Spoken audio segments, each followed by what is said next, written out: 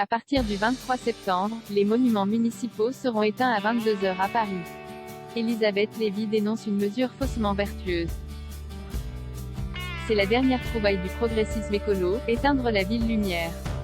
Les noctambules parisiens n'ont plus que quelques jours pour profiter du somptueux spectacle de la Tour Eiffel illuminée et jouant avec la lune et les étoiles.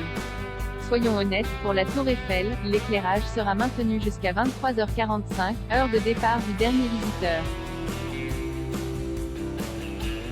Mais, pour l'hôtel de ville, les musées et les mairies d'arrondissement, ce sera bien le couvre-feu des 22 h. Même tarif pour les ponts, lesquels ne seront donc plus illuminés, sauf si l'éclairage est nécessaire à la circulation des bateaux.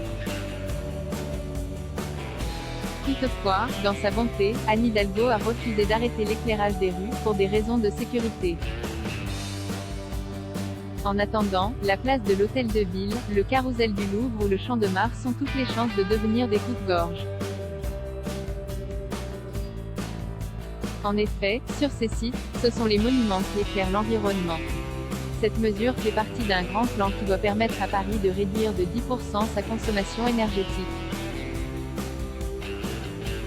Il est notamment prévu de baisser la température de l'eau dans les piscines d'1 degré, elle passera de 27 à 26 degrés, ça devrait encore aller, et dans les bureaux municipaux, là, on passera à 18 degrés, les fonctionnaires devront sûrement prendre une petite laine. Bref, après Lille et Marseille, Paris fait un petit geste pour le climat. On ne va tout de même pas râler parce qu'on consomme moins d'électricité. Si, parce que ce sont des économies de bout de chandelle, c'est-à-dire de la com. Il faut montrer au bon peuple qu'on est les bons élèves de la sobriété.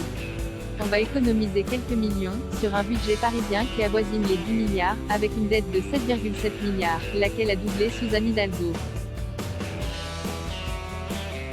Tout ceci est donc aussi efficace que le flicage des magasins dont on vérifiait le mois dernier s'ils fermaient bien leurs portes quand la climatisation était en marche. En se passant d'une palanquée d'aménagements absurdes et de constructions hideuses, on ferait certainement plus d'économies. À ces critiques, on répliquera qu'il s'agit là de mesures symboliques. D'accord, mais le symbole de quoi? Du fait que la moraline écolo sacrifie notre statut de capitale mondiale, et l'aura de Paris en tant que ville lumière, à la religion du climat. C'est aussi une façon de nous signifier que tous les plaisirs de la vie sont coupables. Qui dira encore que Paris est une fête quand elle sera passée de la lumière à l'ombre? Alors, j'ai une bien meilleure idée pour réduire drastiquement la pollution, les émissions carbone et la dette de Paris, annulons les funestes Jeux Olympiques.